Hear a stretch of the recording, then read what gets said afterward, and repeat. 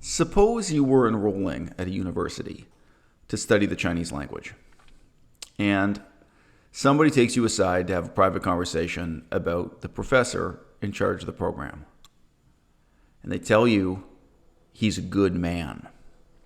Not that he's a nice guy, not that they like him, but that he's morally, ethically a good man. I don't know how you'd feel having that conversation, but I would be wondering, why are you telling me this? Is there something else that's wrong with this university or wrong with this program? Is there some reason why you would forewarn me or claim that this professor is a good man? Now, one of the reasons for this being, hey, I came here to learn Chinese. This professor may be a completely despicable, unethical character, but I'm really fundamentally interested in whether or not he can guide me through the steps and stages, hold my hand as we go through the language exercises to take me from being unable to speak the Chinese language to being fluent in the Chinese language in 4 years, right? Like that's what I'm here for. You go to a mechanic trying to fix your car, and you're not in this way interested in the moral character of the mechanic. You're interested in whether or not he is a good mechanic, not whether or not he's a good man. And if someone took you aside and told you that this was a very moral or even a very politically correct garage where you were getting your car repaired, I don't know how you feel about that, but I would raise an eyebrow and start to wonder, what's going on here? Why am I being in this way forewarned about the moral character of the people involved? Now, there could be other reasons. It could be that someone was telling you this about a university professor because there's recently been a scandal at the university, because there's recently been some problem, because there were some other professors you should really watch out for. Maybe there are other professors who are engaged in bribery and corruption scandals. Maybe there are other professors who are molesting or sexually exploiting their students or something. Maybe there is some particular reason why you're being told this. But I, for one, will respond to that kind of statement with apprehension. Now, why is it that so many of our political discourses in the 21st century about sex and sex workers begin with precisely these sorts of moral declamations, moral depositions, moral apologetics for the character of the prostitutes themselves? Right? I'm very apprehensive about the whole political discourse. And of course, it very often comes from people who themselves have spent no time with, who don't know personally on a face-to-face basis, prostitutes. And if you do happen to meet one prostitute who is of an upstanding moral character, they are very likely to have a conversation with you in which they complain about how immoral many of their colleagues are. And they may regale you with stories and anecdotes about how terrible other people in the industry are. And that's why I opened this video with the parallelism to the strange demimonde of professors and people with PhDs. If you get to know those people, even if the particular person you're talking to is not an incredibly immoral person, very likely the first topic of conversation is going to be them complaining about their colleagues, complaining about their own superiors, about other professors, complaining about the moral turpitude of the field that they're a part of. All right. Now, I think there actually are profound reasons as to why in Western English-speaking academia you meet such extraordinarily immoral characters, right, in the universities. But it deserves to be asked also, what is it we as students or clients for the system of education are demanding? When I take a look even at a professor teaching politics, teaching the politics and history of China, for example, I may really just be interested in whether or not they're a good teacher.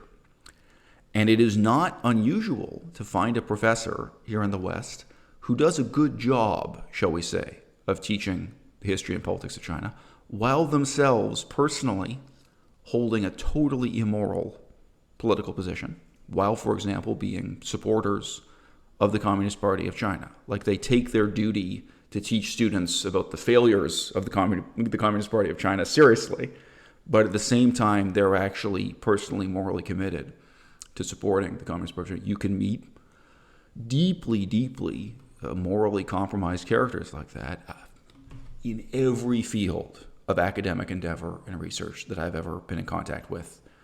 Buddhist studies, Cambodian studies, political science, in so many different fields, right? So this problem is not unique to our political questioning of the future of sex work in the Western world, right? The way we think about the problem is constrained by the solution we're often already committed to, right? And most people on the moderate left are now committed to legalizing, normalizing, mainstreaming sex work so that sex work in future will become a job just like any other job. Or if we can't say it's exactly the same as any other job, so that it will become a job that is no more odious than modeling or exotic dancing, that it will be at least accepted into mainstream society in that way, and they will become tax-paying, law-abiding citizens in most Western countries. Now, I've received email from different people with different perspectives on this question, including women who had some kind of experience as sex workers or as strippers or something like that, something adjacent to sex work, shall we say. But yesterday, for the first time, I got an email from a physically disabled man. And from his email, it seems to me he's quite seriously disabled. And he said he related to some things I said in a recent YouTube video where I talked about the fact that there are disabled people who are not able to participate in romance, dating, the competitive culture of finding a partner and ultimately, in some cases, reproducing and so on. And he said he really related to and really appreciated what I was saying and reflecting the fact that there are such people for whom their only choice is either to live in celibacy and isolation or to accept the moral compromise of becoming clients in the sex working, industry. And he says that he himself has never done this. However, two very interesting points. One, he has met sex workers who do regularly have disabled people as their clients and who became involved with political advocacy for the disabled. That's quite interesting. So they're physically and intellectually able people who, because of their repeated experience getting to know physically disabled people struggling with this, actually get involved with the politics of disability and presumably government programs related to disability, what have you. So that's already interesting. And he said he's met some of these sex workers in that political context, not that he was a client, not that he was having sex with them. And so he came to have respect for them and start to ask questions about the political potential of sex workers to transform our society. Okay? Interesting. And he also says that although he doesn't feel he's committed to one side or the other of this argument, he is thinking that there are ethical implications for himself, and should he one day, become in this same way a client for sex workers in the parlance of our times, if he should himself become, a John, right? Now, look, it would be ludicrous to sit here and generalize about the ethical character of people who become professors in our university system. It is also completely necessary and inevitable, right? That in giving an analysis of what's wrong with the university system and how to reform it, how to improve it, that we indulge in those kinds of generalizations, right? Of course, each of us will at some point have met somebody with a PhD who was a good person and who maybe was a good person in some really important ways, right? But you can't design a social system or even a social service around the assumption that the employees will be angels. You have to design a social service to work with and for the absolute worst aspects of human nature. So when I hear these political programs that begin by praising the moral character of prostitutes, and again, there will be particular prostitutes who are extraordinary intellectuals.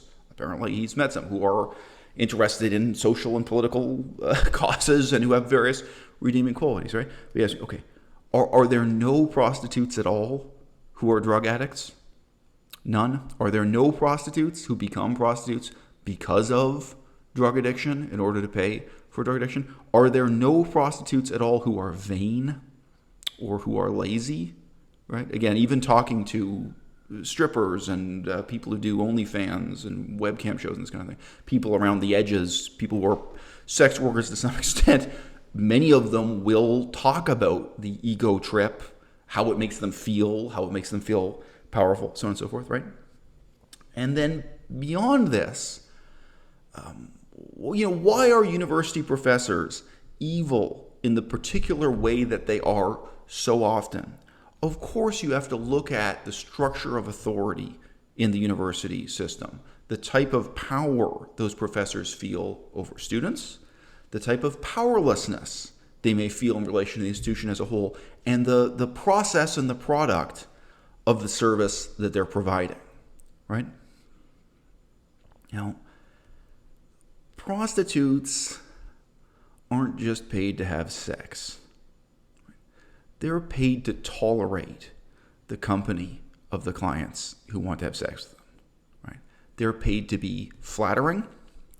And of course, in the context of BDSM, they may be paid to be cruel or to play a character or act out a scenario. But in any case, they are paid to indulge the desires and fantasies of their clients. And it deserves to be said that even people with extraordinary redeeming qualities, people who are extraordinarily intellectual, intelligent, people who are extraordinarily ethical and upstanding, right? They will gain a very different perspective on the world, right, by being employed as prostitutes for however many years, right? So he's mentioned, I don't even know if it's just one sex worker, but obviously he didn't meet hundreds of sex workers involved in this kind of political advocacy. I don't know if it's one or two or a dozen or whatever, right? Okay, so those female sex workers, right? They have a certain perspective on the disabled community that you're talking about, right? But if you just stop and think about it, don't you think there are many, many aspects of that community and that political problem that they're necessarily blinded to? Right? There's a certain type of interaction they're going to have with their clients. In some ways, their clients are going to be pretending to be someone they're not, right? And in some ways, the prostitutes themselves, for the purposes of that interaction, are going to be pretending to be someone they're not. And I am not saying this to single out or dehumanize prostitutes in any way, because I would say exactly the same thing about university professors, right? How many university professors truly know or can relate to or understand what their students are going through, right? And how many students even ever tell the professors? It is extraordinarily rare for a student to even sit down and tell the professor what the problem with the course is. And I know I've both been the professor receiving those complaints and I've been the student, delivering them. I've been married to a professor. We're now divorced. I've been involved in different aspects and facets of this puzzle for many decades of my life now. Right? This kind of professional blindness, professional bias, right, that comes from the position of a professor in society. Okay? I think we have to admit bluntly that for even the most erudite and ethical prostitute, there's going to be a type of blindness, that's much greater and runs much deeper. Okay, now I think it's a really interesting question to ask: what is the political potential of sex workers to transform our society? We mostly discuss the potential of our society, sort of the vox populi in general, collectively, to change the status of sex workers.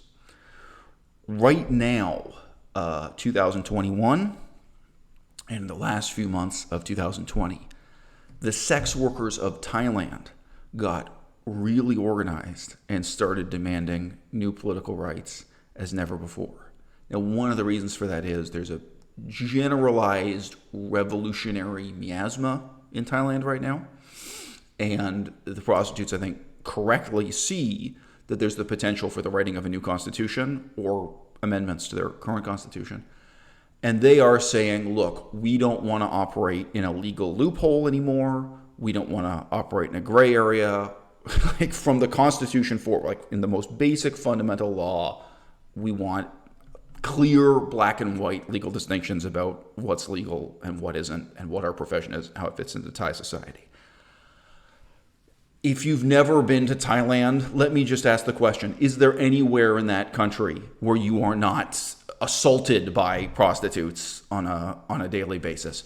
Maybe that was a humble brag on my part. I mean, I'm not hideously ugly, but when I say assaulted by prostitutes, it can include them running up and grabbing your crotch or trying to, I've had prostitutes literally assault me in that sense, where they want the business, and I'm like, remember, I was like, no, I'm a scholar of Buddhism or whatever. Okay, I admit, I never said I'm a scholar of Buddhism, because I think that wouldn't have deterred them. Maybe they would have tried. Oh well, if you're a scholar of Buddhism, you really need our services. My famous line, I would just say in Laotian, I would say "mi po leo," which is I have enough already. Totally untrue, but I would normally make them break up laughing, and they'd leave and they'd realize I wasn't a potential client. But anyway, I just say the percentage of the economy that is sex workers and related services in Thailand is staggeringly high. It's ubiquitous. It's everywhere. And sure, there is an interesting question here of them stepping forward and demanding their political rights. All right. Now, this is also an example of, if you like, revolution from above. The left-wing perspective, paradoxically, is to insist that the sex workers are the proletariat of our society, and they're not. They're not the poor. They're not the downtrodden. I'm going to sketch this out briefly for Thailand, but what I'm about to say would be equally true of a small town in Canada or in most of the United States. The typical scenario is you have a small town in Isan. Isan is northeastern Thailand. And the prettiest girls that everyone went to high school with, when they finish high school, go away to the big city, maybe openly saying that they're going to become prostitutes, maybe saying that they're going to try their luck becoming a singer, a model, an entertainer, an actress, or some of this. Like maybe that's what they tell their parents or tell their friends.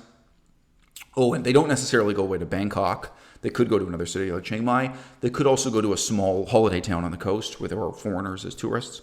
But they'll go to some place where prostitution is more highly paid than in their hometown. There will be plenty of prostitution in their hometown. And, within weeks, they've made more money than their parents made in like the last 10 years. Like they've made so much money in a short period of time. They come back at the next major holiday and they buy a new truck for their father.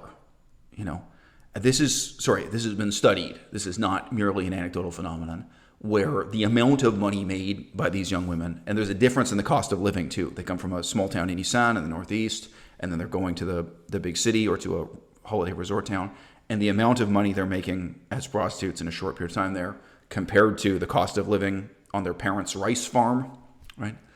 And as you can imagine, in many families, not all, but most, the parents who might at first be apprehensive or horrified that their daughter has become a prostitute, they are in their way corrupted because their daughter is suddenly bringing home so much money or so many gifts that this seems to open up. And of course, there sometimes are lies involved. The daughter may continue lying and say that they're making this money as a singer or dancer or karaoke singer or something. They may make up some job. But I think in most cases in Thai culture, it's overt enough. Everybody knows, what's going on and where the money comes from. Now, that pattern doesn't end at that stage. I always insist on this. When I was doing social science research in Southeast Asia, I would always say, you must do full life cycle analysis. Right? Some of these women were prostitutes for 5 years. They were prostitutes from 18 years old until their mid-20s or something. They got a stack of money, and then what? Right? They go on through a series of other careers. They eventually have children and eventually retire and become elderly. The very geography of these towns in northeastern Thailand, could see this in southern Laos too in some places. I remember talking about this. You had this phenomenon of very good-looking middle-aged women who owned the local hotels, who owned the local restaurants, and sometimes like hardware stores, right? And you go into a hardware store, you just think, oh, that's not the kind of woman I expected to own the hardware store. And she's a woman who's wearing high heels and stuff. She just, not saying no woman would ever own a hardware store, but she's like, oh, you don't. This seems like a woman who reads Vogue magazine or something. You don't seem. And this is the next stage of that pattern, that they built up a lot of money. And again, it may be that they bought the hardware store for their brother or for their father or for their uncle, right? There's so much money that comes in. You get a pattern that plays out.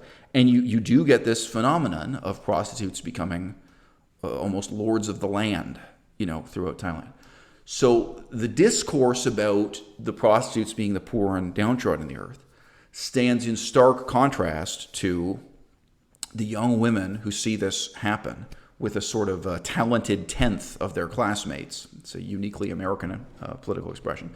Some percentage of the prettiest girls are swept into a life of infamy and fortune, and of course some of them go on to marry wealthy men or marry white guys from America and Australia. I mean, there are all these other aspects, to the phenomenon. And there are the girls who are not pretty enough or are exceedingly moral enough that they stayed in that small town and worked on that rice farm and continued earning, pennies per month while this person was making, hundreds of dollars per month. And there is intense resentment and intense hatred. It creates a very interesting set of conflicts at every level of society. Now, I would say, I think currently this pattern isn't so widespread in Canada. But I remember I knew a guy who was from the small town of Prince George. And he said, for Prince George, for this particular small town, believe it or not, he said in his whole high school, there was one good-looking girl. There was really only one very beautiful girl in the high school. And everyone was kind of watching, wondering what was going to happen with her. And she went away to become a stripper in the big city. And then likewise, strippers, if you're in a high-end club, can make ludicrous amounts of money here. And, so this pattern can play out in the decadent West. I also mentioned this to my girlfriend in a totally different conversation a few weeks ago. But I remember I once saw an interview with a particular stripper who, she was an American citizen. And she finished university with over $100,000 in debt, which is typical in the United States, a huge amount of debt at the end of university. And she earned all of that money back by stripping. She started stripping the day she finished university. I forget, it was 6 months or 8 months or something. She had paid off her student debt. It was just ridiculous how much money she made, how quickly, as a stripper when she switched lanes and went into that trade. So, if you're asking seriously about the potential of sex workers to transform society, you are talking about a very peculiar, privileged moneyed elite, okay? In Thailand and Laos, I can tell you there are strippers who own, there are prostitutes, there are former prostitutes who own hotels, who own businesses, who kept that money. There is a constituency of people with serious amounts of money and serious amounts of privilege to put into political lobbying and transforming society here and now. And the young women who've just started, still the amount of money they make, month by month may be enough that they can change the world. And these are people with a very different perspective on society, I can say, than university professors, right? These are women who will know firsthand, for example, the damage that's being done to our society by drugs and drug addiction. Now, that doesn't lend itself to just one political conclusion. Probably there are some sex workers who feel that drugs should be decriminalized because it seems to them that everyone's doing cocaine anyway, so why not decriminalize cocaine? And there will probably be some sex workers who will be able to say that they've seen the damage done by drugs like cocaine and heroin and that we need to be much more serious about eradicating it from society. There's not one simple set of political conclusions to come from this. But yes, this question points to a future in which the normalization and mainstreaming of prostitutes will at least lead to prostitutes being patrons for the political class that are more than ever guiding and informing and lobbying on political outcomes, right? And there is the possibility of what we see in Thailand right now, that prostitutes could be, dissident radicals, really fundamentally trying to transform and change society. And here's the most interesting part of it. When you look at the young men who've gotten rich in the oil industry, here in Canada, it's probably true around the world, but I'll just use Canada for the example. When you look at or talk to young men who got rich pumping oil out of the ground to make it into gasoline, I don't mean olive oil, I don't mean other kinds of cooking oil, right? Almost universally, they get involved in politics trying to justify the evils of their own industry and trying to perpetuate their industry, and with the implicit or explicit conclusion that the world would be a better place if only more young men could be like them and go straight out of high school, straight out of college to get into the oil industry and make their fortune and pump gas to keep the trucks and trains running. Any of those guys would be happy to answer the question, look, would you want your own son, would you want your own grandson, would you want your own brother to quit their job and go get a degree in mineral oil studies and start working in this? They say, yes, I'd be proud, I'd be happy if my own son or grandson starts hauling chain or laying pipe on an oil site. They have no problem with that. Okay. The thing is about prostitution, right? We can all put on this song and dance. We can all pretend that ethically it's no different from being a university professor or pumping oil on an oil rig. We can keep on pretending for as long as it's convenient for us. But when you talk to these prostitutes, if you ask them, would you want your own daughter to follow in your footsteps? Okay? Would you want your own cousin? Would you want your own sister? Would you want your own mother? You know, some of them probably have mothers who could come out of retirement and go, would you want your own mother to start doing this same thing you're doing? Okay? For the vast majority of sex workers, if they can be honest with you, I think it is safe to say for the vast majority, the answer is no.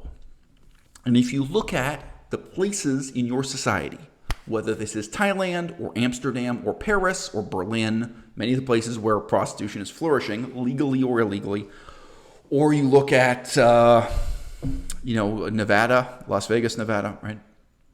If you ask prostitutes, if you have a kid in the future, would you want to raise your kid here? Would you want to raise your kid in this neighborhood, in this part of society that's dominated by prostitution, where prostitution is a visible, open industry? The vast majority are going to say no, and they're probably going to follow up by explaining to you that they're exactly saving up their money right now, or they've already bought a house somewhere else that's not in that kind of neighborhood for that reason, that even though they work there and earn their money there. And then if you say, okay, how much of the map, how much of our society in this way should be dominated by prostitution? Do you think society is becoming a better and better place if we become more and more like Thailand, where increasingly every inch of every city is dominated by or tainted by or in the shadow of the sex industry this way, right?